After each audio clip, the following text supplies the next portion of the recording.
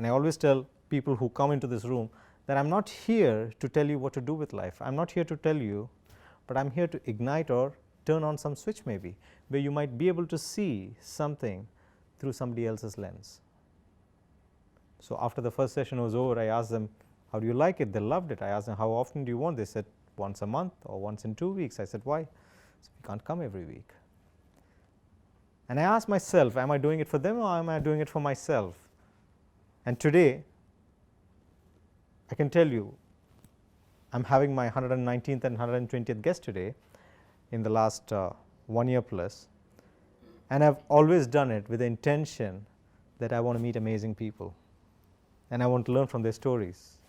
So when it was the 4th guest, by the time in the 4th week, I was calling up everybody, are you going to come, are you not going to come, who's going to be here, I need 25 people because we are having a guest over here. And there's nobody in the room sometimes, you know, that the 4th session was like 4 or 5 people, we had about 7, 8 people in the room. Amazing conversation, because when the group is smaller, the conversations are more intense. The connectedness is more deeper. But the guest asked me, why are you not promoting this on social media? Why are you not inviting other people? Why are you not opening your doors and letting other people come in? And I said, I'm scared that the room will be so full that people will not have places to sit.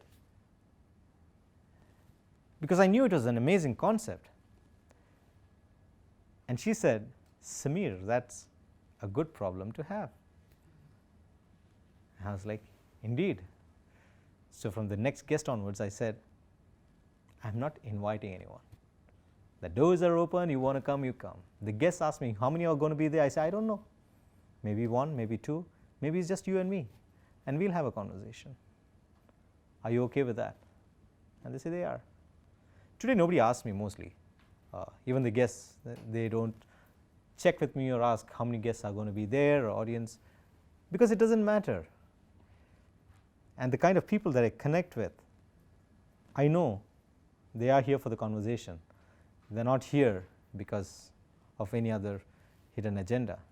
And I see those people who have a hidden agenda and I tell them, yes, sometime soon, never happens. Because the first session when I conducted it, I got one piece of advice which was the best piece of advice. And the best piece of advice that I got was, Samir, make sure it's a brilliant format, it's a great format, it's lovely, just make sure it's never about you. And I hold on to that very dearly to this day. The show is not about me, it's about the lessons and the things that we learn from other people. And I see certain people, they want to make it about them, and in that there is a disconnect with the audience. So every guest who comes over here, I have not had a conversation, there is no preparation, there is not been given a set of questions about what we are going to talk about. I don't even introduce the guest over here, I don't say this is so and so and this is the history or list, it's just put up on social media. It's an open conversation for the very first time and you are a part of it.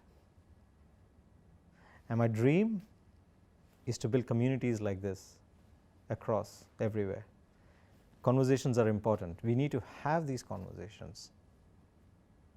More and more people need to know what's happening over here. More and more people need to know that these kind of conversations are what can possibly shift. A lot of people tell me Thursday evenings, Samir, I can't do it.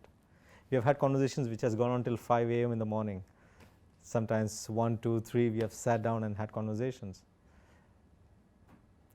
And that is the reason why I hold it on Thursday evenings. And the reason why I hold it also on Thursday evenings is I'm not really trying to fill up this room. That is not my agenda. My agenda truly is to learn. So when you're sitting over here, what I would encourage you to do is apply the principles of ACT. Focus not on the messenger, but on the message. See what it is that you will take away and apply the principles of ACT. A stands for apply. See what it is that you can apply in your life from what you just heard. There are so many things that you will be thinking about when you listen to their stories. Ask yourself, what is it that I can apply from this? see, change. See what it is that you can change about the way you're doing things. And T is teach. See what it is that you can teach someone. Because when you start teaching, you start growing as well. And in that is the possibility for your true transformation. And if you don't do any of these three things, then you have just come into this room for more noise in your life. And we have enough noise in our life. So if you don't want noise, and if you want to make something of value from here today, what I would encourage you to do is ask yourself, ACT, what can I apply, change, or teach? Before I move on, what happened was when I was sitting up there on that side of the room on a high chair and everybody was over here, you're all facing that side, the photograph showed that my legs were barefoot. I didn't have any socks, there was no shoes, and my friend asked, why are you not wearing anything? I said, we like to keep the room clean, and we like to keep, people can come sit on the floor. So he said, why don't you wear bright colored socks? You can pull it off of all people, Samir. I said, okay, I'll go one step further and I'll wear different colored socks.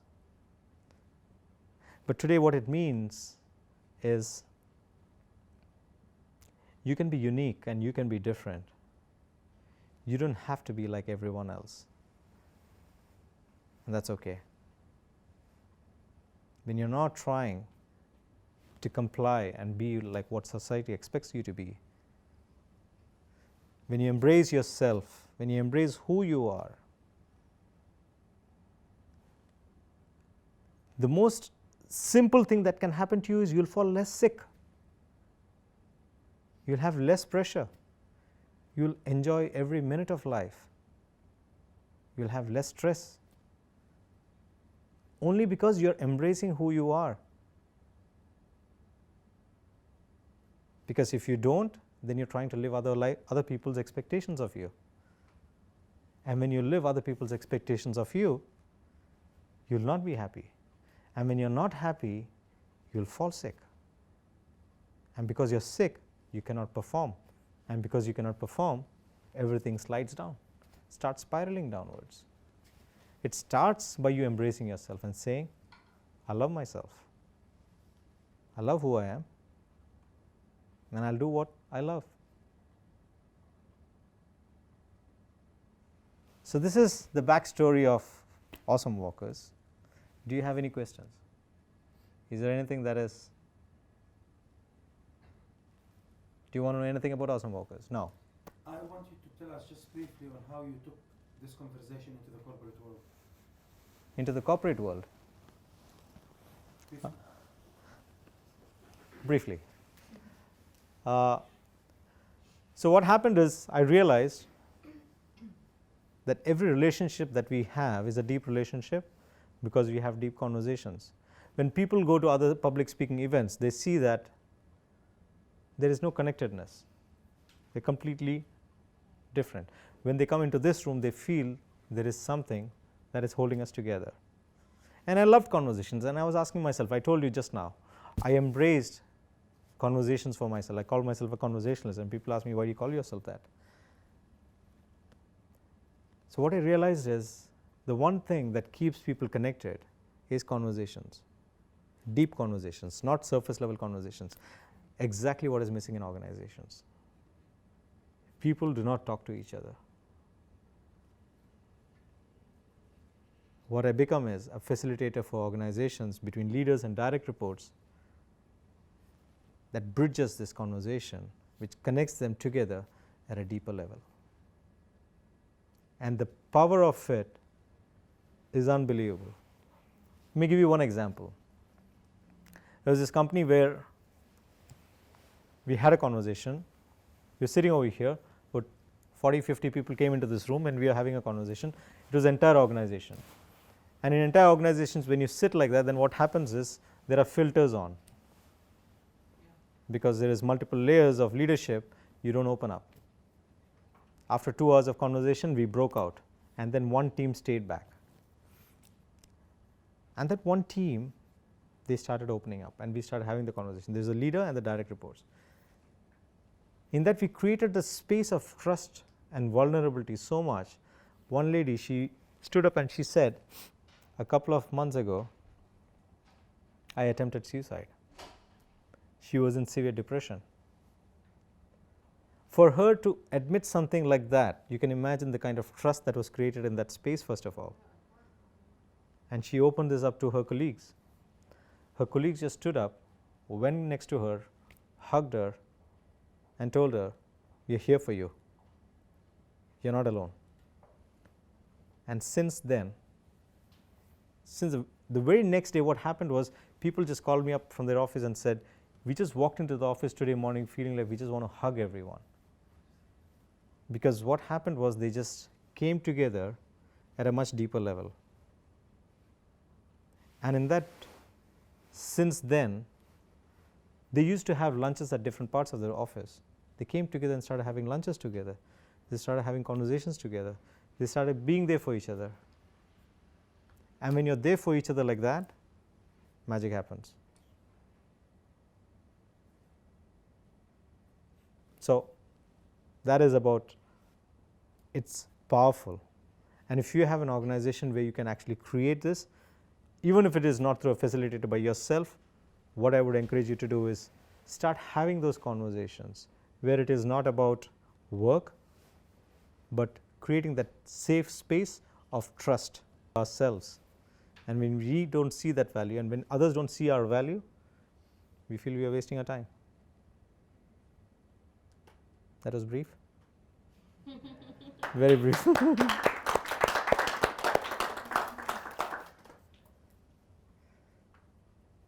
What I want you to do is warm up your hands.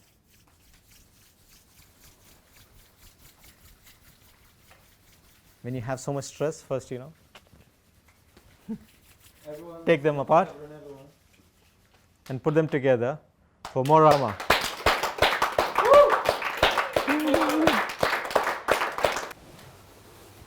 How are you? I'm very good, thanks. And you? I'm not so good. I don't know what happened. What happened? I'm getting very emotional, I guess. Is that it, or you're playing cricket? No, Like you're pitching? No? No. You need to You're stretch into you out. sports? Yeah? Need to stretch you out. No, I'm fine. You sure? I'm okay. Yes. All right. Why are we here? Interesting question. You answer questions. All right. First of all, before everybody get bored and leave from my talk, I just want to say thank you so much for bringing me here, just in case they don't sit until the end. It is really beautiful what you've done. This is my second time here, and I really like the way of interaction and the way you've done here. So well done. Thank you. Yeah. So tell us, who is Mo? Mo is Mohammed? Yes. Okay. Yeah. Most short for Mohammed. Apparently, Mohammed is too long for some people to pronounce it. Okay. So Mo is easier, and Yeah. it's more like kind of had a character. Yeah. So basically, I'll just give you a brief of who I am and what I've done so far in life. I've played 3 different sports. I've represented the country in 3 different sports internationally, and I played 3 different World Cups. And that was football at the start when I was a kid, and then I moved on to rugby, played Rugby World Cup, represented UAE, and then I surfed professionally, and I'm still a professional surfer. I'm trying to qualify for the Olympics, but I Super. did play Surfing World Cup as well. So when you were a kid, you're not a kid anymore? Well, deep inside, I'm still a You kid. still trust me. I used to get that from my parents. They say you never grow up because I still play video games, and I'm always happy. So they relate that to being a child. What age did you start your journey? So football, I was 7 years old. I still remember because I really hated football, and my dad used to love football, and he thinks that's where we get money. So even though I'm UAE national, but we are not very rich UAE nationals.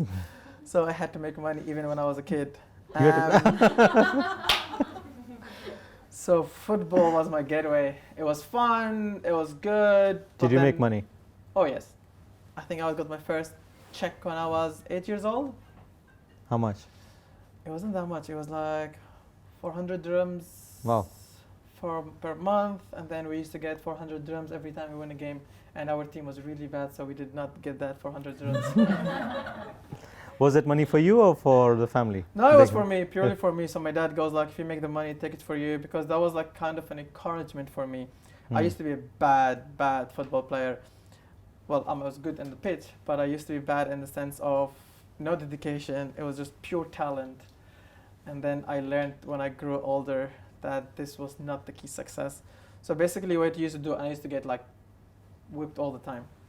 So basically when I was around the age of 10, people having fun, kids in school would play around, and I have to go for football, go to school all the way to 5. And then from 5 I would go play football until 9. By the time I get home, I'm tired. So there's no way I can be naughty. And I did not like that. So basically what I used to do is the bus would pick me up from home and it would drive away from home. I would go off from there and just go play with my friends. And by the time I go back, my play coach football? calls my dad. No, What are you playing? I just play video games. Okay. Just do stupid stuff, jump around. And then when I come back home, the coach calls my dad and I get proper beating. And I never learned my lesson. Kept doing that. At the age of 16, I made it in the UAE national team under 18. For football? Got called, yes. And I got called to play in the World Cup in Egypt, and we did that. And we did very well. We got up to the quarterfinals, and then we did not make it past that, but it was a really good experience. You going to school all this while as well? Or there's no school, just football? School. Huh? No, yeah, we still go to school, but then whenever we have competitions or we have games, they take me out of school, which means I was really bad in football and in the school. Okay. But I graduated. I don't know how. I still question myself until today. Oh, we have something in common. I always tell this myself. I was like, you don't have to be smart in school. That's because I wasn't smart in school. But it's true or not. Okay. Hard to tell. And then after that, I used to hate football. I used to hate football like from the bottom of my heart. Don't get me wrong. It's the same thing as like working corporate, you know? Like you hate what you do, but it's for a reason. Every time you hate something, it's for a reason. I hated football because of my dad. I hate football because of my coach. So the same thing with work. You know, you hate work for one reason. It's not because you just don't like what you do. It's someone made you hate that. Either your boss, your colleague, whatever it is, right? So you hated it because you were pushed into it? Yes, exactly. Even though I would love football. Like I would still like not go to football, but go play football with my friends. But I just hated that the way I was introduced to playing professionally. Because then it was like not about enjoyment, it was about making money. It was not about who you are as a kid anymore. It was about, I was treating as an adult when I was a kid. So if we lose a game, exactly. And then Yeah, but you were just 7. You grew up that way. And then every time you would go into like a football match, even though when you're 7 years old, you shouldn't feel that way. That is wrong for a kid to feel. Pressured, you need to win. If you don't win, then I love how schools now these days. Anyone gets a trophy. We did not do that before. No. Everybody gets a trophy. I used to go for my nephews like, did you win? Like, no. Why do you have this trophy? Everybody gets a trophy. I was like, I was born in the wrong era. But what did your dad do? What was your dad doing, if I may ask? my dad used to work before in the embassy in South Africa. Okay. And now he owns his own business. Okay. Yeah. So he was like corporate the whole way. It was about money. And it was like, we lived, even in my house, we had like a different opinions between my dad and my mom. So my dad thought football was the way to get money. My dad was like, oh, you're just wasting your time. You're never going to make money football. So I was even confused. I was like, okay, what am I going to do? What is what's not?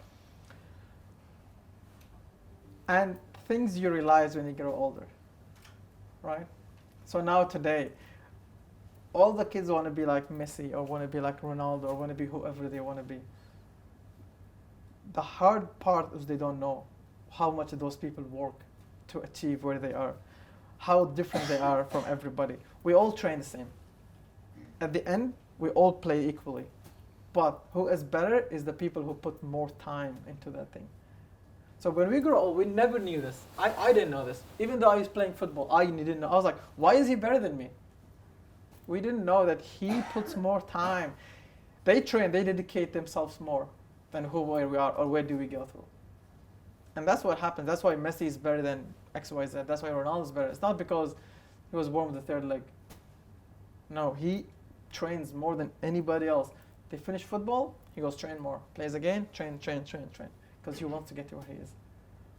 Us as a kid, we never taught that. They were like, okay, khalas, you do this, your 2 hours in training, and you're done. But it wasn't, the same thing with everything in life. If you want to succeed, you want to be better than other, you got to have the time. You got to put the effort in. It's exactly what you said. When you take the first step, it's not just taking the first step. It's actually digging deeper in the first step. It's putting the effort, putting the time, going beyond what everybody else is going to get to where you are, or to be better, to do, to succeed, to go there. I learned this very late. How late? Yesterday. I'm just joking. Very late in time that I changed so many times. Like for example, I'll go back. I love telling stories, by the way. Let's go back a step. So when I finished football, when I had the opportunity to leave football, I knew this was the time that I can leave football. Like Tell us that. Right. How do you know that you could leave football? It's because I went to university, and then I got professional. That's when I moved back to the UAE, and I got a professional contract from Al Ahly Club. And then Al Ahly Club goes like, now UAE is professional football. This is your contract. And then you look at the schedule, it would never go with my university. So then I got to the club. I was like, well, I'm going to university. I can't. You need to like give me a slack. They're like, no, you got to choose either football or university. And that was the time I realized, I was like, okay, what do I want to do for the rest of my life? That the one time that I had to sit down and think, okay, now I have career choice. Now I have a choice that I have to make, A or B. And I chose university. I regretted it after 2 months. Yes, thank you very much. It was too late. I tried to go back to play football. I was very late. I was very late, very, very late. I begged them. I tried. What course did you join? Sorry? What course did you join in university? And I chose the wrong major. It was at that time business was very like hip. Everybody wanted business. I didn't like business, so I went to marketing. Okay. Don't ask me why. It was just like everybody was going into it. So you just quit marketing. You didn't like marketing after that? After 2 months? No, I was committed. That's it. I had to go through it. Okay. I couldn't get out of it. So you finished university? Yes. So I finished my university, got my bachelor. I'm an athlete. I love to play sport. Since I played football and I was a kid, I missed out on all different sports. So as soon as I quit sport, it was like putting a child in a candy store. I tried everything, and I mean everything.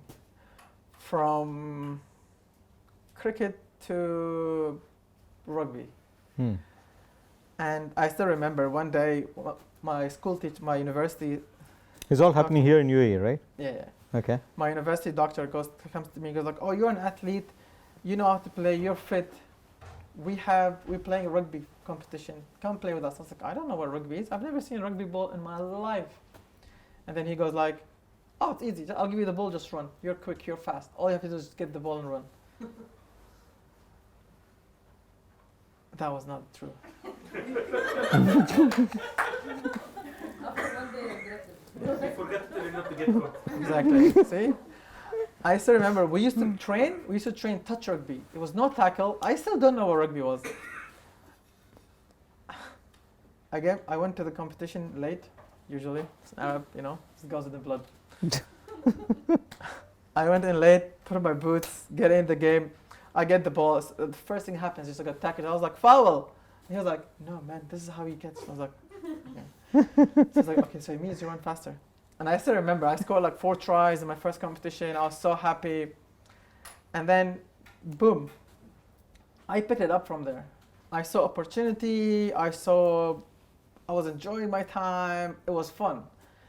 But then I saw a really good opportunity within rugby was we don't have an Emirati team. We do not have a UAE national team. We didn't have association. We didn't have anything. So I trained really hard. And then that's where my what I wanted to do when I was a kid, I did it now, where I put more time into it. I thought, you know what? I can make a career out of this. I can do this, what I love, as something I really want and make money out of it. I've done it when I was a kid, so I don't see why not. So then that problem came in where I saw like why my friends were better than me in football. Why this guy is better than why that guy. And that's where it came in where like, okay, they put more in effort. So that's what I did with rugby, just as a trial. And I did put more time in rugby. I came in, I joined in late. Everybody plays rugby in that team. They were all expats. And they were like playing rugby since they were like 2 years old. I'm just joking, but still, you know what I mean. So they knew everything about it. I did not know. I had no clue. I had to Google the rules. I had to speak to people. And I trained harder than everybody. And in 4 years, I got called, before the UAE, there was like Arabian Gulf, where they have the best players from all the Gulf. And I made that team. Of course, the first time I made the team was because I'm an Emirati, the first Emirati actually can play. And then they selected me. But then actually I played really well and they got impressed. So I started it. After 4 years, I saw good opportunity. So I started the UAE Rugby Association. I built the first UAE full national team. I went and I took courses to become a rugby coach. And I did that as a career out of nothing. But then again, I looked at opportunities. I saw an opportunity. I just like went for it straight away without thinking, without anything. And I was like, how old were you?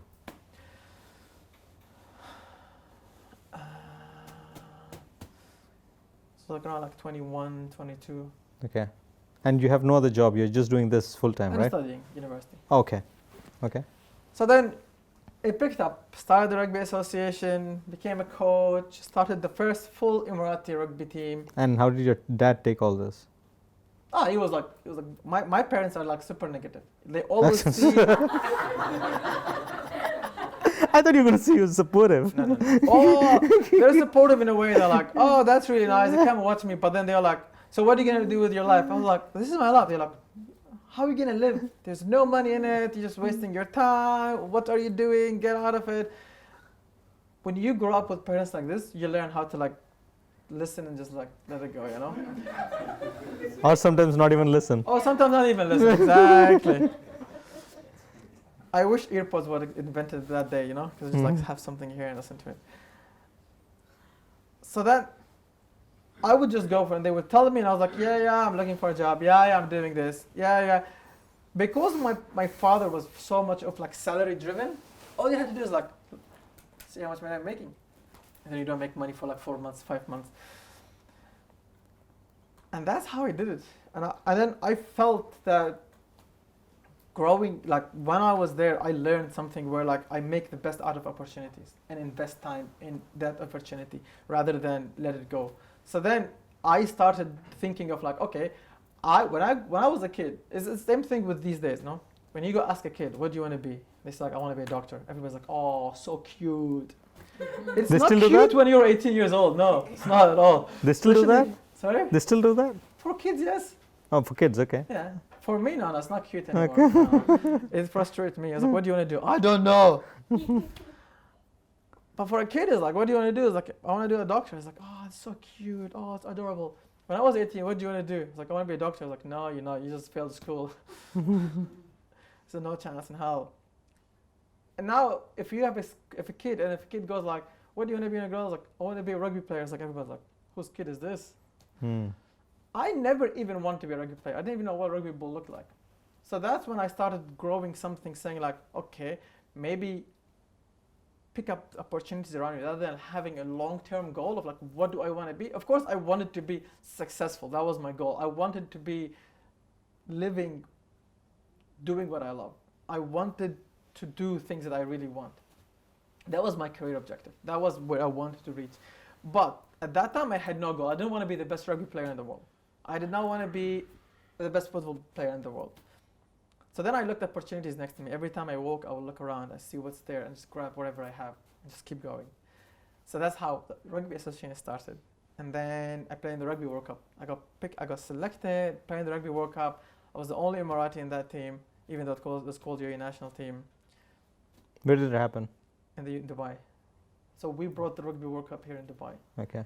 And then, so because the only reason we qualified as the UAE national team, don't get me wrong, we were a horrible team. The only reason we qualified is because we were the host nation. We got annihilated. We lost something like ridiculous, like 78-0, and we only played 7 minutes. I have no idea how they scored that many tries. 78. Yeah, 0. And I think the referee was wrong. He didn't count. Typical excuse. I think he's bad at math. That's the only reason. I scored a try. I got injured. I got injured in rugby at that time, and it was a horrific injury. It was so bad that I lift my leg, and all I can see is just my skin like hanging out there. It's like I broke my ACL, meniscus, cartilage, the bone here, everything, like gone. Halas, bye bye. But you're wearing stuff, right, to protect? No. When you're playing rugby? No, nothing? Rugby, no, nothing. Only the ones over No, here. nothing at all. So what is that game? That is American football, which That's is different? American football, yeah. Where you have all these... Yeah, it's American. Okay. It's like, yeah, it's the same thing that we're wearing, just like shirt and t-shirts. Okay. That's it. Yeah, it's a boys' game, eh? And What then? do? And then what happened? And Went then to you- hospitals here in the UAE. They said we can't operate on you. It's too complicated. I still have connections with my football team, so I went back. I was like, oh, where can I go for surgery? And then they say like, go to Germany. I go to Germany, and then at that time a lot of stuff happened in my life. It's like I'm not gonna share it right now. You can. And then it was like very bad time of my life. Things was happening in the same week. I go to the doctor, goes into operation. The doctor comes out of operation, tells me, that's it, you're done. 90% of athletes with the same injury never make it back. You're done, you're toasted. Khalas, you're out. And then in that week, so many things happened in my life. It was so bad, I thought, that's it. God doesn't want me anymore. God is throwing all those bad stuff at me because I have no idea why. So I started questioning myself. I started questioning a lot of stuff. I was miserable for like a year, like suicide thoughts, and really bad things happened. Because I lost everything I had in 1 week.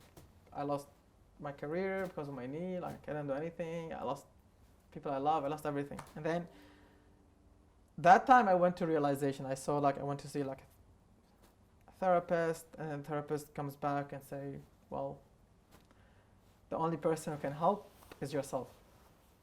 You haven't had time with yourself yet. I made good money through playing football, through playing rugby, through starting a few things and going up in gear. So part of my rehabilitation was, so like, go back to the story. I was after my surgery. So the doctor came to me and said, since your surgery was so intense, I want to show your surgery into the next knee convention, and we'll give you 25% discount on surgery, which we had insurance covered up. So I was like, you know what, add 25% on that surgery, I don't mind. So then they showed it in the knee convention. 2 weeks later. There's a knee convention? Yeah. Only for knees? Yeah. They did that for like the knee, like for the knee specialist doctors. Where? It was in South Africa. Okay. So then 2 weeks later, I get a phone call from the Portuguese guy. He was like, hi, Mohammed, how are you? Blah, blah, blah. I saw your surgery, this and that. We are doing a new invention. So like, I'll explain why I couldn't play rugby, football or anything before. So the doctor said, you can't put any pressure on your knee for 2 years. Because if you put any pressure, you will snap the ligaments and break the bones again. So it needs 2 years to heal. And by that time, my muscle is gonna die. Like there's no more muscles in my leg. So which means I couldn't do anything. I couldn't like work it out. So this doctor comes and say like, hey, listen, we came up with a new invention. It's not been tested out yet. We are still waiting for it to be sponsored. And I was like, what is it? So then he explains it to me. And then I tell the doctor, he's like, actually, that might work. So I was like, okay, it might work. Fly there, fly to Portugal. So basically it was like, he put you in a suit and a special kind of shoes. And they put you in a deep ocean, so you can't touch the floor. But when you run, you actually move. So like you're running, jogging, but in the water, and you actually move. So they'll anchor 2 jet skis, and we will run around the jet skis. There's no pressure on the knee. It's just literally building muscles. No sharks chasing you. No, actually, no. Actually, that's a good question. I didn't think of it that way. It's in the sea. It's in the Yeah, it's an actual sea. And you have the scuba diving. No, you like it will just like that like it was like a life jacket. It will just put you in the water up to here, and it will keep you floating and standing, so you won't tip over. Just standing up, and you just run and you walk like out over the water. Your head is on the water, and then every time I'm in the water, I wouldn't cry. I wouldn't be sad. So then I liked the water. I had connections with the water. Then I can see improvement. I was doing it half an hour, and then again, I was like, you know what? I'll do it more. Then I started doing 2 hours, and then I started doing 3 hours, and then 4 hours, and then 8 hours a day. And I would just like go for it because I wanted to go back. I wanted to like, you know what? That's it. This is what I'm gonna be in my life. And then I saw people surfing. And then I came back to the doctor. I was like, oh, can I surf? He's like, not yet. And then 3 months later, I was like, can I try? He's like, not yet. So you're doing this every day? Yeah. I wanted. He said, don't do it, but then I would go behind his back because I can see improvement, and I wanted to do it. I would spend 8 hours, literally like 2 hours, go back, come back, 2 hours, go back, come back in 2 hours. I had nothing else to do. Year goes by, and then he goes like, oh, do you remember you want to say? He's like, you already know. So then I catch my first wave. And that's it. I was hooked after that. I was still sad. I was still like not in a good place. And then when I used to go to the therapist, he would go like, go inside, sit by yourself, think what you want to do. At that time, I was in a rebel age, like 26. I wanted to have fun. I want to go crazy. The best place to go was South America. Took all my savings. I was like, you know what? I'm moving to South America. I went to South America, bought the new surfboard. I've never seen a surfboard in my life before. I never surfed. Took my surfboard, went to South America, and then I just said, you know what? I'll go there and just travel for whatever amount of time. I end up going there for 8 months. Lovely. I want to ask you something. Yes.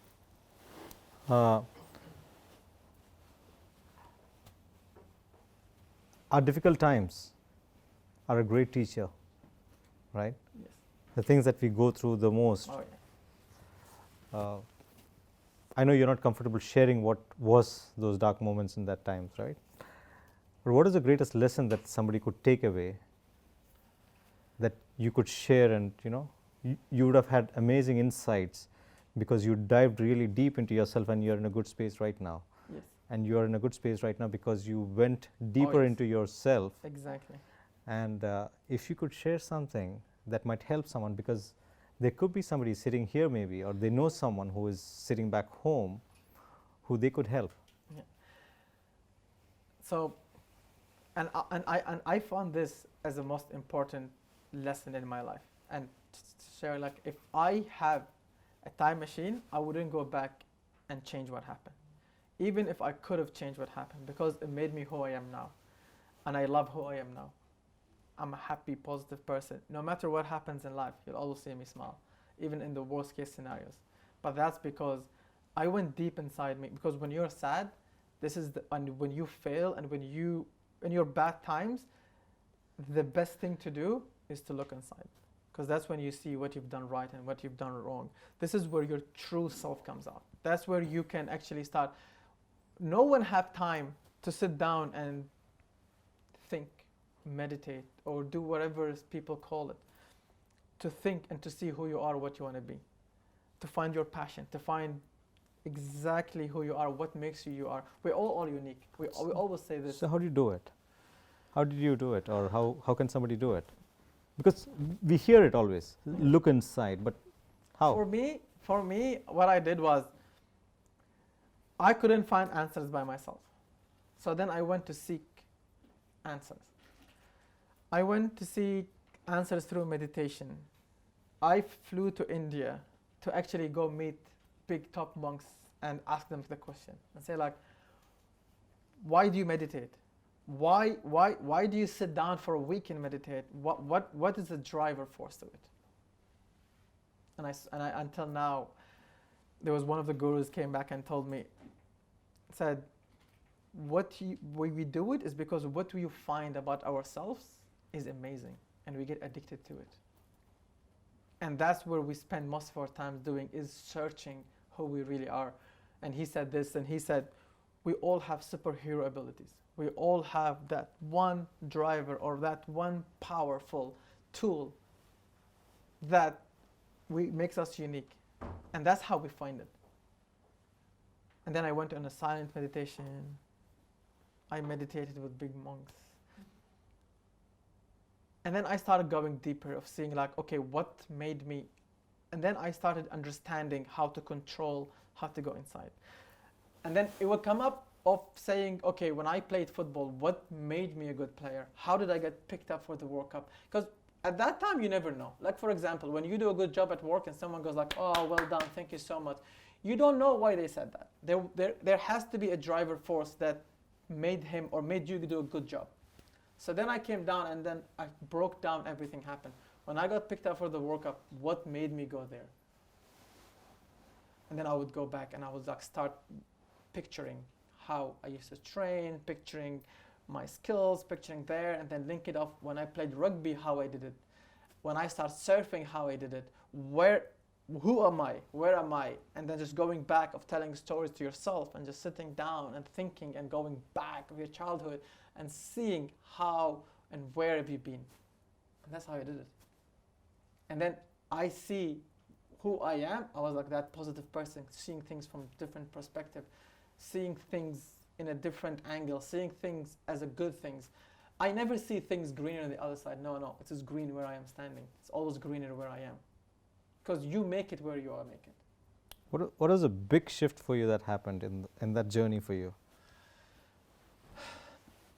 I found my true calling. Which is?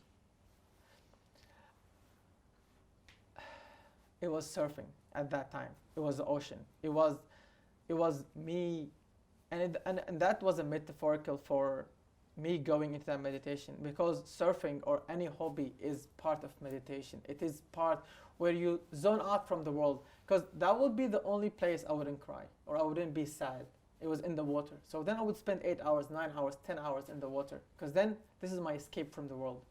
This is where I can relate. I can just stop everything around me. No more thinking of anything.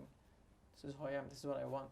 And that made me go calmer, start like thinking of me, started like to give myself more time. And then started appreciating what I have, appreciating everything around me. And that was my driving force. So then, when I was doing this, I became good at it. That I did not realize I was good at it. Until someone told me, it's like, hey, there's a competition tomorrow, why don't you compete? I was like, I'm not good. And then he would tell me, it's like, no, you're actually really good. Here, I'll film you. And then I started realizing, okay, this is who I am. This is what I want to do. But that was not, I'm not going to be the best surfer in the world. No way. When I compete, they kick my ass big time. But what it taught me something beautiful. It taught me something that I can use. And then it goes back to opportunities. I use that as an opportunity for me to grow, to do something. And then I finished all my money when I was in South America. There was so many distractions. And then moved back to here. I found a job, corporate job, just to make money to support me. And then I saw there's another opportunity with surfing here. There's no UAE national surfers. So I took that as an opportunity. I was like, you know what? That's what I'm going to do. I'm going to utilize Is there a it. UAE cricket team? Yes, there is. There is? Okay. Yeah. Okay. So then I was like, I'll utilize on it. I'll do it. And then I learned that dedication and hard work put with talent can get you to places. A talent itself will never take you anywhere. You need to put that time, that dedication, that everything. And that's what I did. And then I would every day wake up every morning at 4 a.m. in the morning, train for 2 hours, go to work, finish work at 5, and I would work from 9 to 5. Finish work at 5, go back to training, train from 6 to 9 every single day. On a weekend, I will travel, surf Sri Lanka or Maldives, come back, do the game. Had no life. But then I knew that if I want to be somewhere, I would better put the time now. I better put it in. I became more self-aware. I became more knowing what the end result is, or knowing what the end goal. I knew what is my where I'm good at and what I'm bad at, and then I just did not focus on the bad things in my life. I did not want to improve the bad things of me, but strengthen my good part, because I think that's where it gets me. And then here I am sitting right here and talking about it. When you're speaking about it, I'm thinking most people's life is similar to your journey, the football, the rugby, and the surfing, meaning you get into something because somebody pushes you into it, and that is how most people's journey starts in life. And then around the 30s, 20s and 30s, you quit that, and then you try to do something because you think that this will solve. And then you have this breakthrough moment where you realize what your true calling is. Exactly, that's so true. Yeah. But see, in that journey, right? There is like two different ways, and people look at it in a few different ways, right? See, failing and frustration is part of the game. You know it yourself, right? Everybody knows it here. There is no way you start anything or do anything and not fail or not get frustrated. Because if this actually happens, then you're doing something wrong. The true champions is when they fall and rise. There is no true champion that always won all their lives. Because then, once they fall, there's no way up again. And then everything in life is fluctuating up and down. So when people, there's a few different types of people when they change things. Some people are scared from failure. There are some people that would go like I would always say this, right? And I always say this to my nephews, to everybody. I was like, what do you want to do? He's like, Messi. I was like, do you know what does he do to become there? You know how many times he failed? You know how many times? Would you be able to trade what you have now of working in a normal job, going from 5 to 9, to actually going into not knowing what tomorrow is, not knowing when you fall how hard you're going to fall, not knowing how much it's going to hurt? I've ended up in the hospitals 1,000 times until today. If I don't go to the hospital for 2 months, the doctor calls me like, are you okay? I've had bad injuries. You can Google my name. Everything comes out as like the biggest wipeout in the world, the biggest this, the biggest that. Take it to conferences. Yeah, So this is common with all Emirati, right? Sorry? They want the biggest of everything. Yeah, exactly. But unfortunately, I'm always like falling. And then, yeah, but like, failing is good. It makes you who you are today. Yeah. It makes you a better person. It makes you understand yourself. That's when you know truly who you are. That's when you actually can find out who you are, what you want to do when you fall, when you fail. And But never give up. And how does the other Emiratis look at you as? Weird. Very weird. I'll give you a funny story. I went to like a local company and I wanted to be sponsored by them. He's like, what do you do? I was like, surfing. So he gives me money and I get sponsored and I surf. A year later, he comes back to me and goes like, my kid wants to learn how to horse ride. Can you teach him? I was like, I don't know how to horse ride. He's like, so why am I sponsoring you? I was like, excuse me?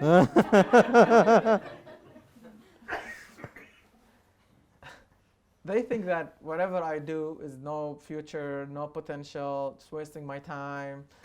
I don't know how to live life. I'm a rebel. Basically for Emiratis, I am the kid that all the parents say, do not be like that person. But after a while, I'm my parents' favorite kid. Really? Are you now? Yeah, well, I think so. How many siblings? I got one brother, 3 sisters. And how are they? They work full-on corporate jobs. They have nothing on the side. They haven't done anything. I did everything. I work corporate job, started 4 businesses. I'm actually starting my 4th now. Don't get me wrong, I miserably failed on my first 2 businesses. Never give up, still up for it, going for it.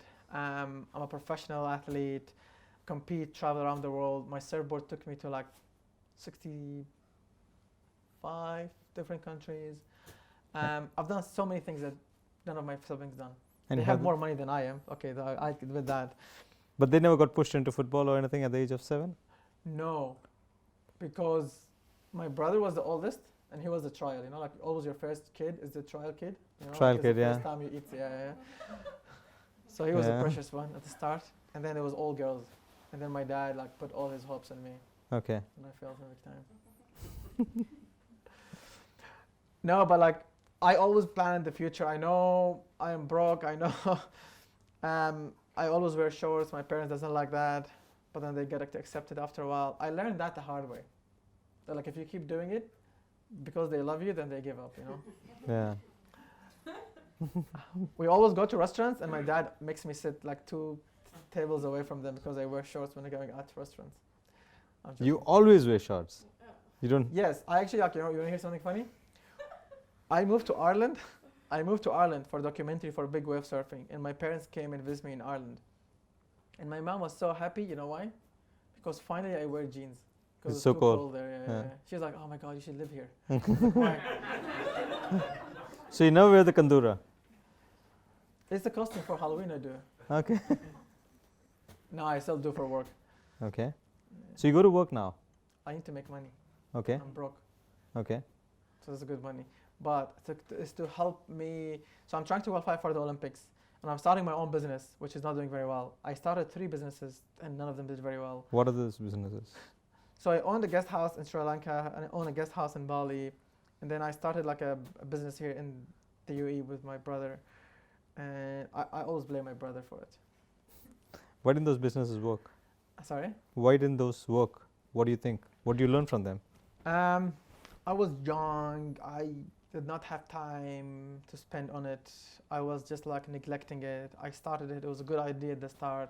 I was very passionate about it, and then I lost passion because life is so beautiful that it distracted you so easily. And I get distracted so easily. Oh, you have no idea. Oof. Give us an idea. Give us an idea. We don't know. Like for example, I would surf, and then if someone comes to me and say like, "Oh, this is something different," I would just like ignore everything and just go to that something new. If I'm here, my friend goes like, "Hey, what you doing?" Even though I'm dedicated in training, even though I'm dedicated in everything, I get easily sidetracked. He's like, "Hey, do you want to do this?" Like, okay, let's do it. And I just like ignore everything and just go somewhere else. And then once I see myself getting good at something, or I believe myself getting good at something, which I love doing this, I would go there. And just like go for it and stay there for a long time. And then I leave everything behind. I always think what I have, but then I was like, okay, so I built it up already and it's gonna like pick it up itself. But now I learned. Now I'm much smarter, I think so. My new business, I'm actually like now juggling 3 things at a time, and I'm doing a really good job at it. I learn from my mistakes. I actually, whenever I fail, I do this, and I think this is very beneficial, and I really do advise everybody does it. Whether I fail at something small, like even as small as, let's say for example, I get a project at work, and I absolutely do something different than what I've been given, and then I get yelled at by everybody in the office. I would always take a week off and think. And I really do think of it, like what happened? Why did I do this? And then I do meditate, I do travel, I do go some places, either whether it's surfing, whether it's painting, whatever is your hobby. That's when you sit down and think of like what you've done wrong and how can you get better. And I learn. And when I fail in business, when I fail in something really big, like for example surf competitions, I would take a longer time, 2 weeks, 3 weeks. When I fail in my business, take a month. See what happened. What can I do better? How can I fix it? And I love talking. I don't know if you get this or not by now. And I'm not shy asking for help. I ask so many questions. If I see someone that has succeeded or done something, I annoy the shit out of him. I make him block me from everything. But then I get what I want. What is your current business about?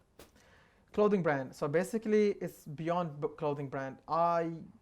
It's empowering brand. What I want to do is I want to empower UAE nationals. I want to empower kids and younger generation to think of their future. So when we are like younger, and again it goes back to the question, what do you want to be? I want to be a doctor. They do not know for them to be a doctor or what does it entail to be a doctor. Is this what you actually really want to be? come, I'll show you what you want to be. I want people to experience. I want people to do what I've done. When I got to rugby, when I went to surfing, I tried all different sports. I tried everything. Like, just name the sport and I've done it.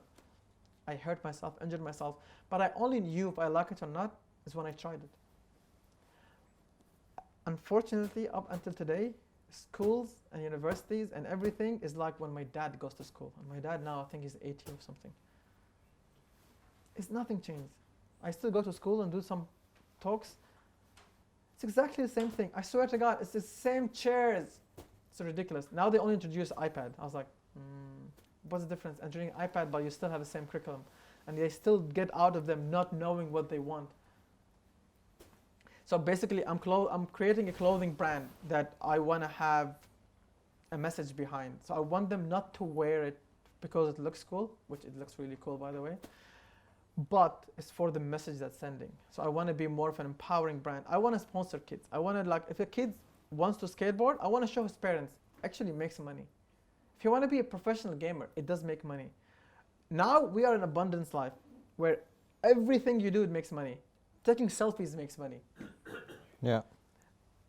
People and parents need to get out of their comfort zone of where they think and how they think into the new generation.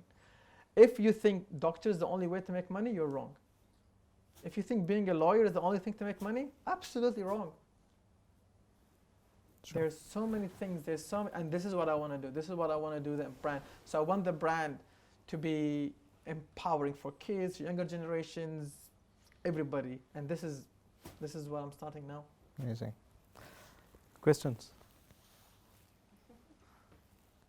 You want to dive in and ask something? This is either a good sign or a bad sign. Yeah, it's a good sign. Imbibing a lot of time. That's a very good question. Anyone speechless?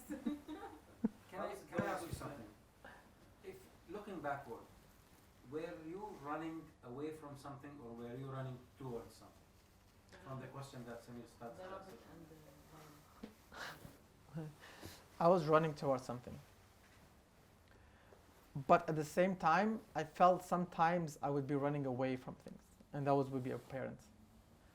But when I was running away towards a goal, towards a something, you know, for a while. And then after that, once I felt like I had a distance and I had a gap, then when I started going freely and I started chasing success.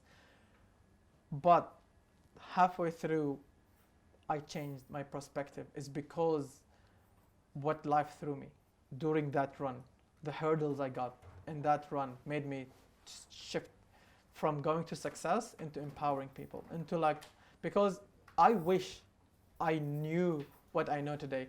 I wish I had someone like, I wouldn't say like me, someone that has achieved things, came to our school and told us, this is my story.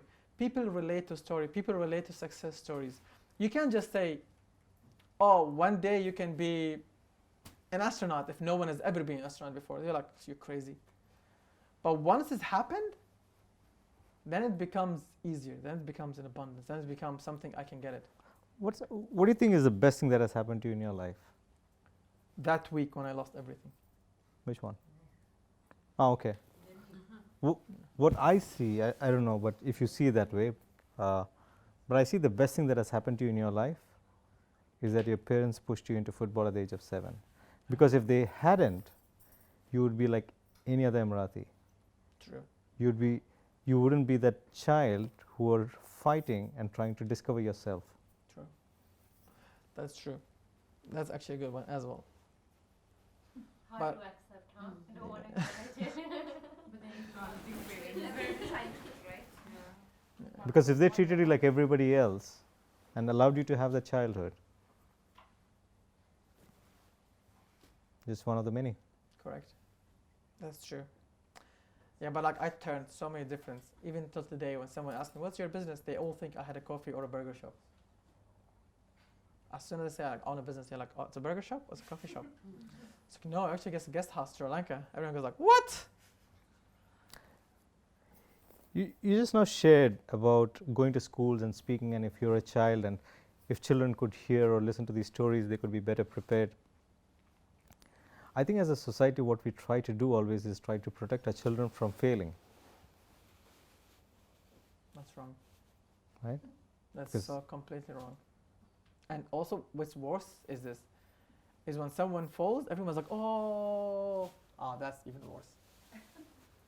And this is an example, and I swear to God, this example works really well. A toddler, a 1-year-old, just starting to walk now. If he falls, and if you say, "Oh," he start crying. But then if you laugh, he will laugh too.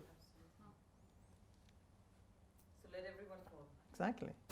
Let everybody fall. They won't learn. If a kid, when he starts to walk, doesn't fall, when he gets older, when he falls, that's going to hurt.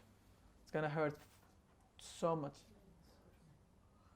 And the same thing now. When you fall, do not go, "Oh, come here, I'll give you a hug." Because then he's going to quit. But if you go like, "Oh, it's okay, come on, get up, come on, you can do it." Or like just go like, "Yeah, oh, okay, good for trying. You know what? Let's do this." Check what's going to happen. Us in Arab worlds, we love demotivating people. If you fall, they will they will dig a hole for you to go even deeper. Did they learn that from the Indians?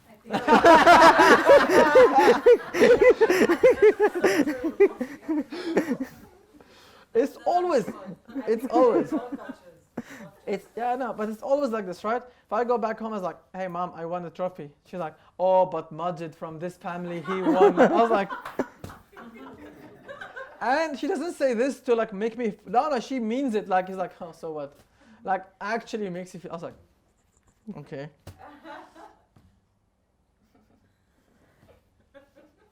I would be very interested to see or meet your child someday. He will be bruised in the hospital all the time with a cast.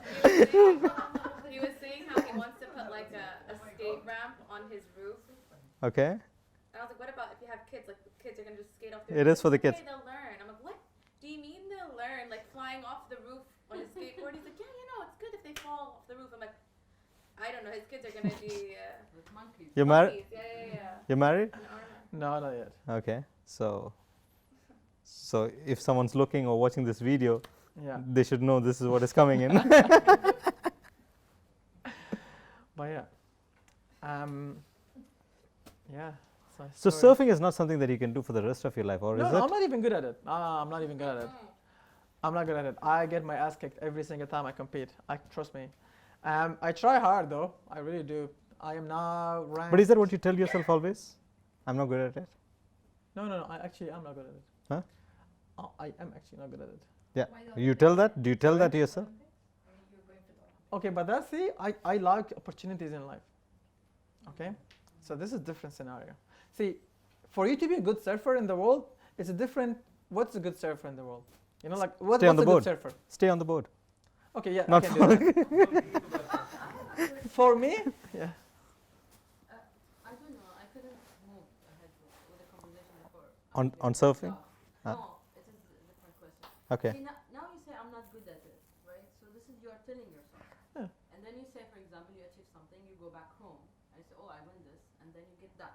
Correct. Oh.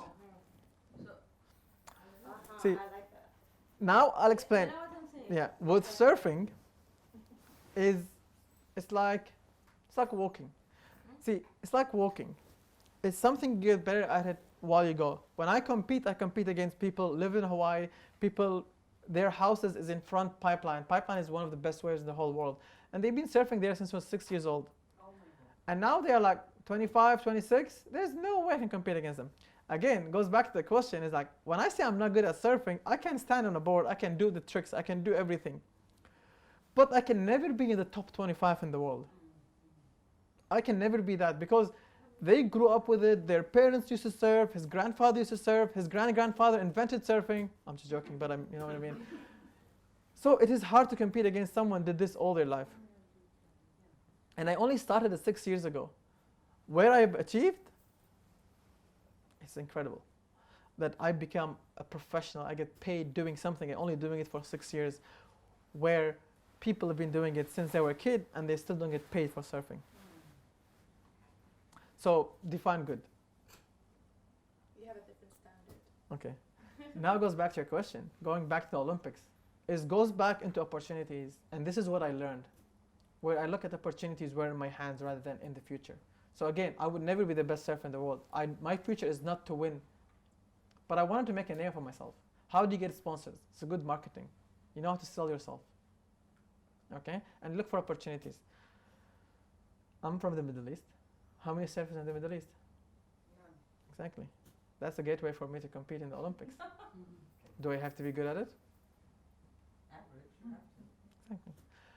I don't want to go and compete and just become like very embarrassing where I can not even paddle out or like swim or do anything. So make sure I'm good. I can get some points. I can score.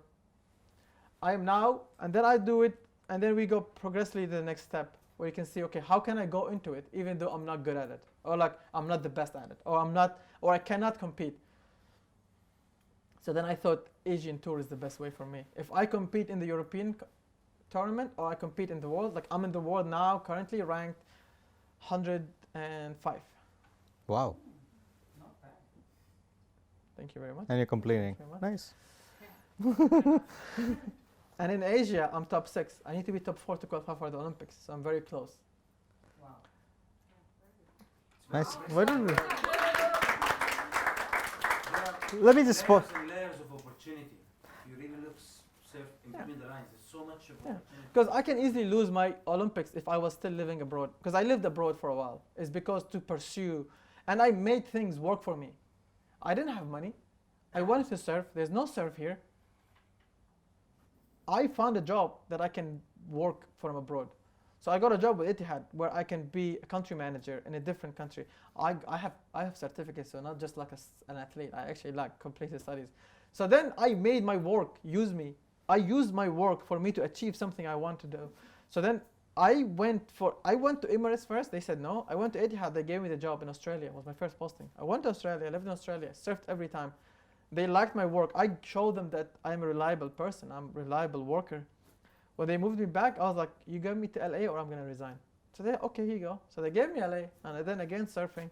And then I made things work for me to succeed. I did not use my corporate job just to get salary. No. To get way much more than that. They made my surfing who I am today. Wow. I got cheap flights. I can travel everywhere I want. Again, I'm not very rich. So then if one competition will break me, it will absolutely break my bank. So then working with a company like Etihad, I get super cheap flights. I can compete. I made a name for myself. And then I was selling myself as the first Emirati international surfer, not as the number 200 something surfer in the world. No. As the first Emirati. People would want to sponsor. It was a success story. I would grow with them. Then I got sponsored. The sponsor paid for things. And then just build up myself. Then I want to encourage you because you're either listening to this as his story of surfing or you can look at it as a metaphor for your life and where you are. If you're looking at it as a metaphor for your life, connecting his surfing story, what questions do you have that he might be able to reflect on? You actually made a lot of sponsors and lost a lot of sponsorships. oh yeah. Tell us about your biggest sponsor. This is actually like a story reflects back to what happened in my life and made me a better person today, where it makes me look at things in a positive way. I lost one of my biggest sponsors where with that sponsor, I could have not even worked. That would have made me set for life. You can see the name? Yeah, it's Red Bull. Huh? Red Bull. Red Bull, okay. Red Bull worked with me in a big project in Ireland, which was big wave surfing. And it was basically, the whole story about is taking a surfer from a non-surfing country to surf big wave. When I say big wave, I'm talking about like 55 foot plus. Whoa. Wow. Okay, I'm also crazy. So I like to hurt myself. I actually do push myself to the limit. I have no fear of death. Nice. So then I was like, yes, I'll do it. The biggest wave I ever surfed before that was 10 feet. God. Do not Google my name. Like, we have to do it now. So then my friend at that time, he was handling, so like the worst part about having a sponsor is you always want to be the nice person, especially when you surf, especially for when we go for like for like meditation, being nice, chill. That is the goes with the sport, right? So then you don't want to be that idiot that like when sponsor goes like, oh, I'll give you 100,000. He's like, no, I don't want 100,000. So I always hire my friend as like my business partner, but he was just like, I was like, oh, he doesn't want me to do it, and he's my manager. So he called me. He's like, hey, Red Bull is in Ireland and they want to meet you. They're having a really big project for you, and they actually want to give you like a really good offer. I go out. I always skateboard in Ireland, and it's the worst place to skate in the whole entire wide world. I would go from everywhere with a skateboard. I don't drive, so like I would just skateboard everywhere. I get out, it was a rainy day. I hate wearing umbrella and head jackets, so I just wear like my jeans, so like put on a jumper. I go off the street, and there was a pothole. I do not see the pothole. I hit the pothole and I fall on the dog shit. I get myself dirty, and then I thought like, you know what? I still have time. I can make it. So then I go one of the toilets, I wash myself, kill myself, go out, and I go out, and I kid you not, I literally go into like puddle of water, and I just dirty myself, like full on dirty myself, and I was like, oh, okay, I can't go anymore. So I go back home, change, make it to the meeting, super late, no one is there, everybody left. My friend called me, he's like, oh, they're mad at you, they canceled everything, they're pulling the plug of everything, you lose everything, and it was really big money. And I saw that as an opportunity. I never got mad. I still went out with my friends. It's like as if nothing happened. And I lost so much. That could have been my made or break. How much was it? It was like 1 million a year sponsorship. Dollars? Dirhams. And how do you take it? It was not meant to happen. It did not happen. Okay. If it wanted to happen, everything would have opened. Yeah. So that's a good thing for me. Maybe that 1 million would have made me someone who I don't want to be. So I went out that day with my friends as if nothing happened. My manager calls me, goes like, is something wrong with you? I was like, why? He's like, how come you're not sad? I was like, hey, it's life. But I learned this. I wasn't like this before. It's through what I've learned, what life threw me, through my experience in life, through what I went through. It made me appreciate things and just look at it, take a deep breath, and everything happens in life. You will always see me smile. It doesn't matter what happens during that day. I'll always take that deep breath, like just let it go. And that quality came in you when? This when I was in my treatment, when I was in that time of finding myself, of finding who am I, what is my purpose, why bad things are happening to me. At that time where I started to figure out who am I and why am I here, it made me think like I'm here on a purpose. I feel like God gave me, or the creator, or whatever you believe in, it gave me those abilities as an athlete, or as in who am I in life, is so I can spread that message, is so I can teach other people, I can help other people. It wasn't just given to me for me to use and abuse. And what is the message? One is like, it's okay to fail in life. You need to learn your lessons in life. You need to spend time with yourself. This is the most important point. How many of you here found their passion or found what they want? And how did you do that? After meeting ourselves, after meeting myself, I came to know that purpose of experience, falling again and again. Exactly. Because Millions time. it's so true. That's exactly it. Passion will never have a sign saying like, "Hey, this is what you want to do." You need that time. I would have never spent that time with myself for not that story, for not that happening to me. I wouldn't understand who am I. It's the key to understand. Most of the people who achieve things know who they are, know what they want. And then once you do this, that's where the push comes. That's where you need to go. And I always say this to people. I was like, when you quit, that's when things are going to happen if you push it a few more steps. Because when you quit, you lose everything you build on. Because when you quit, you don't just quit. You quit the whole 2 or 3 years you built for it. Nothing works in the first 2 or 3 years. No business ever made money in the first year. No successful person did anything in the first 2-3 years. It only happens later on. But that's where people break. So through this conversation, there was one point where I was feeling uncomfortable, and I was trying to understand what was that was not connecting for me, and I think I kind of tapped into it,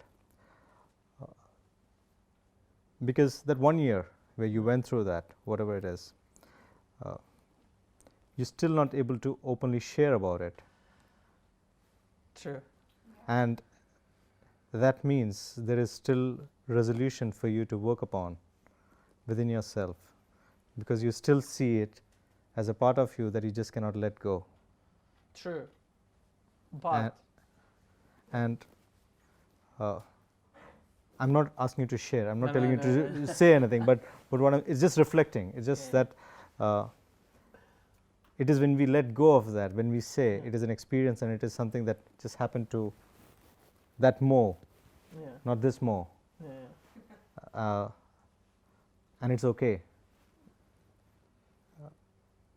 So people might see one person over here and who's gone deep and everything, and there are people over here who's also gone deep, Yeah. but there's still a space to go deeper.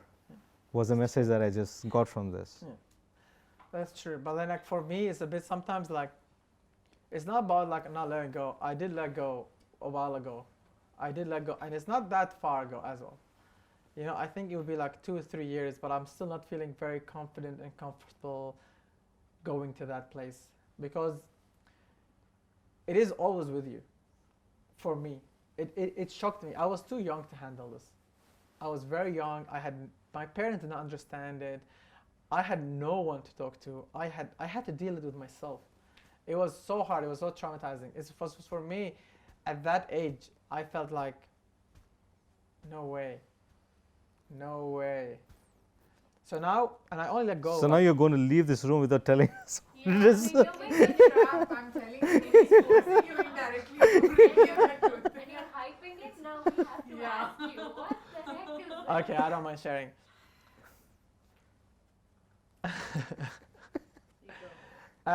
So I was engaged. I was like freshly engaged at that time. I was with my partner, and I loved her, and we had like really good connection. And when we were here in the UAE, she was not feeling very well. She was feeling ill. So we used to go to hospitals, and they were like, just like, she has cramps, she having cramps. And then when we went to Germany, and I was like, hey, we're going to Germany. Why don't you check it out? I went to Germany, and then they said that she was having like a really late stage of cancer, and there's no way for her to like, and she only had like a month to live. And at that time, I was just coming out of surgery. I was in a wheelchair. So then I thought, you know what, we'll live that month. And I took her out, and we did so many good things. I remember when we were 18, we had like a to-do list, and I'd gone through half a to-do list, and I didn't tell her that she was gonna go, because there's no point for her to live last month sad. We went out, and then halfway through the list, she was like, oh, I remember this. She's like, what's wrong? What's happening? And then she knew. She had a feeling. She's like, is this what's happening? I was like, yeah. It did not last a month. It lasted a week. And that's when my doctor said, there's no chance for me to play football. I come out of the surgery. I hear the story, she was gone. 2 days later, my grandfather dies. My grandfather was my friend, was my best friend in the whole world. He was everything I had. He was the one I would talk to. He was the one I would learn life lessons from.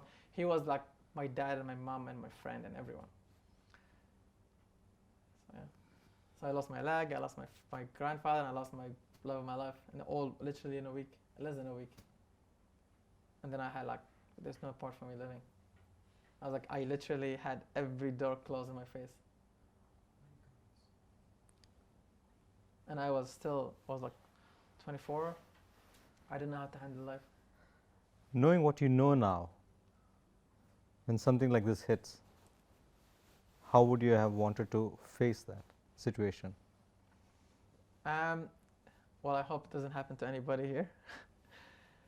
But it's always about like, I always believe in this, and this is I learned it now, saying that God or creator or whoever you believe in will never throw you something you are not capable of getting out of it. We all get pushed to the limits, but not to the limit that we can't handle. We all get pushed to a certain level that our body or who we are to get out of it. So I believe in that, and I think everybody should believe in that, because this is what happens in our life now, is whenever we get thrown to a bad place, yeah, or like thrown to that step, it's not, you can handle it. You as a person can get out of it. You will never get something out of your control, out of your abilities. And you have to look at it as, it is happening, so for me to like a restart button. Because when you go to that depth, or when you go to like something that sad or something that crazy, then you reset button. You will never come out of it as the same person again. So it is a good thing. I know it's a bad thing. I know I wish things had happened differently. But again, if I have a time machine, I wouldn't change it. Even if I knew she was sick and I can get it, I wouldn't change it. Would you say it's a bad thing, or would you say it's a difficult thing? What do you mean? I mean, would you phrase it as a bad thing to have something No, happen it's like a that, or a difficult thing, It's right? a difficult thing. It's a difficult thing. Yeah, yeah. Okay, of course it's bad for her parents, it's bad Yeah, for her. yes. but- It's the stories that we tell us and how we deal with it. That's what creates our realities, right? Exactly.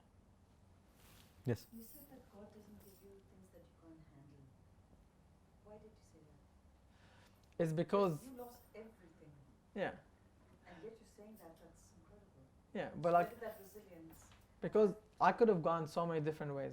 Yeah. Could have committed suicide, ended my life, but it happened to me, didn't happen to someone else, you know? Because maybe I can handle it, maybe I got out of it, I'm still here. Like, a lot of people wouldn't know what to do with it. A lot of people would have definitely taken the other way. A lot of people would have gone the wrong side, or like gone bad. They started doing other stuff that got them into the wrong path, you know? Like, if things like this happens, and I know people go use and abuse things that makes them lose sense of reality, and then they would use this scenario or like this one thing that happened for them to go on the wrong path. So what was the one thing that you did that pulled you through? It was actually going back in oh, you came late. It was like surfing. It was by my passion. It's like going and learning who am I. So I went deep inside. I took some time to understand why things happened. I went back to see myself. Is it me? Did I do something wrong? Did I deserve things like this?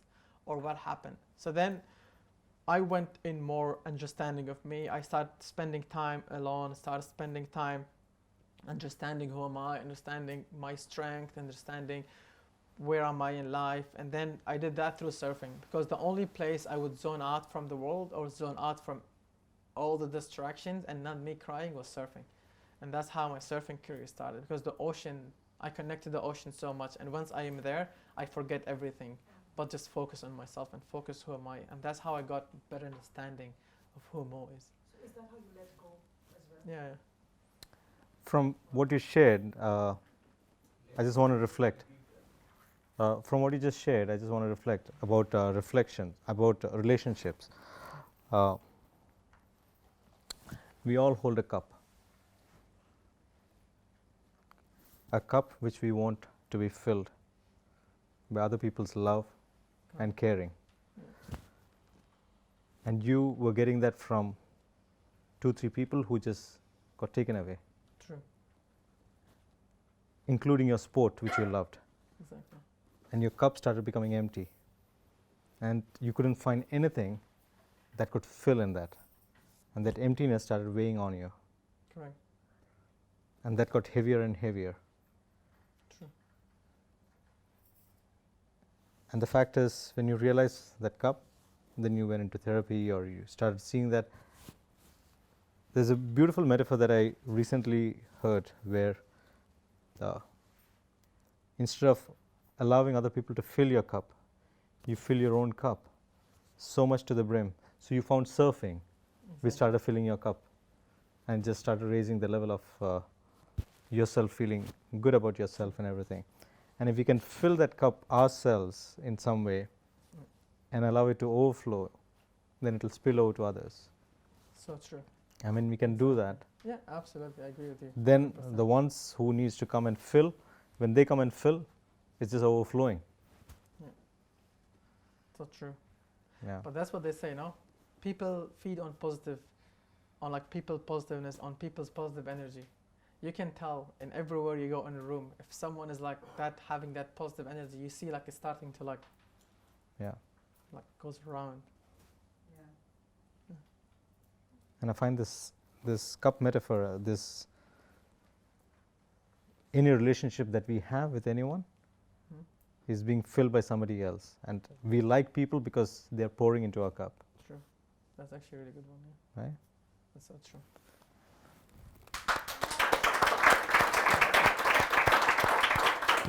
You have a question? Yeah. Okay, last question. Last question, very short one. Nothing. We've been talking. I mean, you've been talking for an hour now, but the last bit that you shared, like a couple of minutes back, felt the most heaviest bit of you. Did your body feel any sensation, or did you feel anything off going out of your system, or were you? It was just the same moment or the tempo you were talking for the previous 40 minutes, and was it different or was it same? No, it was different. This is the first time I actually shared in a public open area. Oh, wow, thank you. That's amazing. So it actually felt really good. It felt amazing. It felt like I really wanted to do, like, you know that feeling when you want something and then you get it? I felt that feeling of like, I felt like relieved. I felt like more into ease, and I felt like, Thank you for yeah. sharing. Thank you for listening. I really appreciate it. But yeah, I felt like way much lighter. Yeah. Could he Yeah. hit the right nerves in you, hit the right parts? It's very good to take it out of the system. So Yeah. it was like So- emergent, So, we're coming to the end of the session. Thank you so much, Mo, for sharing that incredible story and journey of yours. You are the first Emirati to sit on the bag, is it? No. Naila Al Khaja was here, Ah, nice. and you First girl, second boy. second boy. The first Emirati Emirati surf. Surfer boy. All right. First Emirati. All right. So what you do is you pick a card. You know the ritual, right? You pick a card and you just there is a quote on Are you each. gonna do a magic trick? So you just pick a card and you reflect on what it says on the card. But before you do that, we'll take reflections from the room. What are you taking away from today? From the message, not the messenger. What are you taking away for yourself that you can either apply, change, or teach someone? Take a card and they will just hold on to the card, and after they share, we will. Yes. Maybe because I'm reflecting on your first question, I could see throughout his speech that sometimes he was running from like the rabbit, being the rabbit, running for his passion, and sometimes running away like for money, whatever it is. So I could see that different stages in life, and I could reflect in my own life as well, that sometimes, but I could take it into my life and try to reflect on it, but mostly I could see myself always like running for my life. Like I was always intentional, like I want to run for, like being the rabbit. I didn't want to be like just running for money. I didn't like that. And this is one for me. And the second thing, I like what you said always about like opportunity. You try to find opportunity and make out of it something. This one's very amazing. And also, like, I don't know, I didn't get that full message maybe for me yet, but the question I asked you, remember, so I was like trying to say, okay, is that because I'm judging myself, like I'm not good enough, or is that I'm trying to be like humble, I'm trying to be wherever I am and work on myself? What was the intention of me telling myself, okay, I'm not good enough? Because I do the same. So That's true. I'm reflecting. No, that's cool. So I was okay, maybe that's me, like I'm telling myself that to stay humble, not to have like that ego and then I'm not working myself.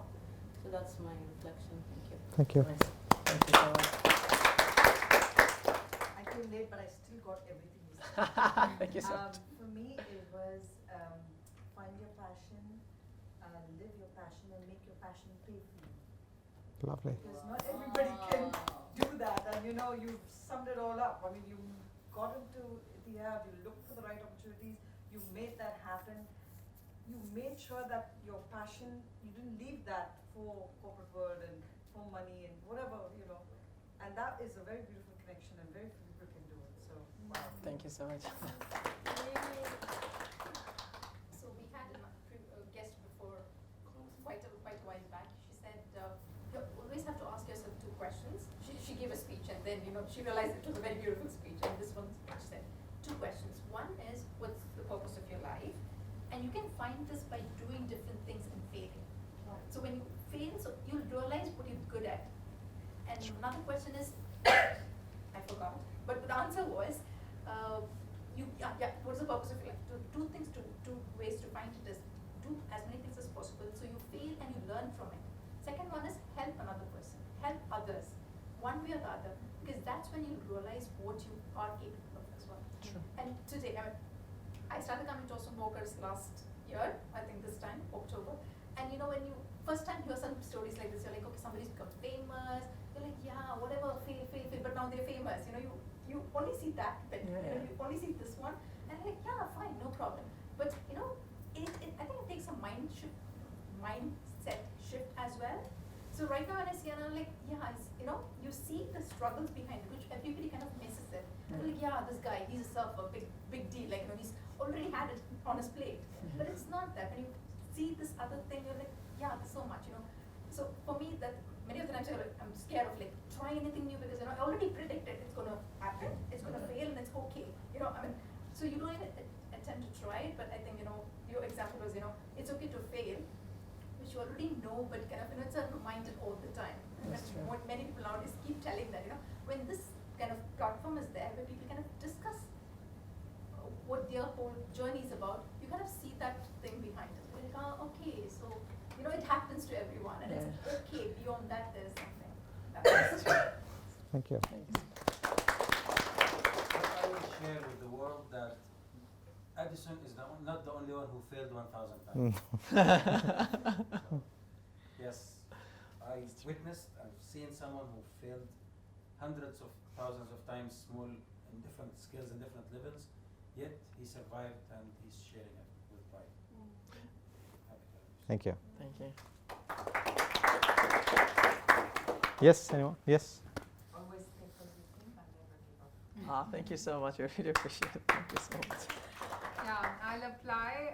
I'm a very distracted person.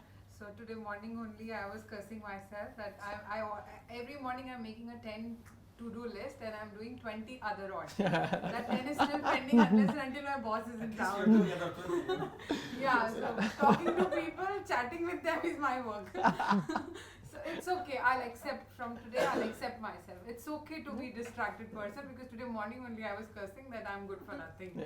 So change, if I talk about, I will focus on good things now. So you said that there is always good and bad things in some time in a person. So it's good to focus on good things which you are good at. And teach, definitely I'll teach this ACT to everyone in my office. Thank you. Yes. Okay, so what he taught me in this and outside as well, I think I overprotect myself a lot, especially because like you said, the toddler thing, like when you fall, oh my God, why did you fall? And like my parents are 3 girls, so they're very like, I've never broken a bone or stitches or like playing any, I've never wanted to hurt myself. I was always scared to hurt myself. And so he just is the complete opposite of that. He's just like, just keep hurting yourself, it's okay. So when I fall or things don't work out for me and I feel sorry for myself, or I feel like, oh, I want someone to, it's okay, don't worry, it'll be better. Like he's the opposite. He's like, no, come on, just fine, get up, like go. I'm like, you're not gonna like tell me like it's okay to be okay with everything. So no, just get up, go, keep going. So it's like this whole like, don't pity yourself for too long kind of thing, and it's just like, why do you want to create like this scene? You don't have to overprotect yourself, or it's just try it, and when you fall, just get back up yourself and keep going. So thank you for teaching me that. Amazing. Yes. I want to say I really like what you say, because some experience is kind of similar and touch my heart very well. And I can feel you are really good. It's really hard to find all kind of way to overcome your difficulty and make it forward. So yes, very good. Thank you. And you say you want to, from the education, you want to inspire kids or something. Yeah, it's very nice. I just want to say, very nice. Thank you so much. Thank you so much. Can I add like one line I read some time back? It said, pain is inevitable, suffering is optional. I really liked it. it That's stays a with good me. one. Pain is literally inevitable. Whatever we have to go through, so on and so forth, whatever our experience is. But sometimes we get so comfortable in our sufferings that self-pity, from that I got reminded of this.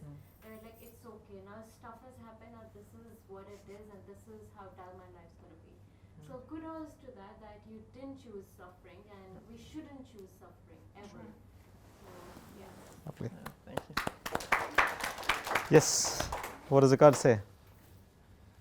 Strategy is the alignment of direction, people, process, structure, and capital.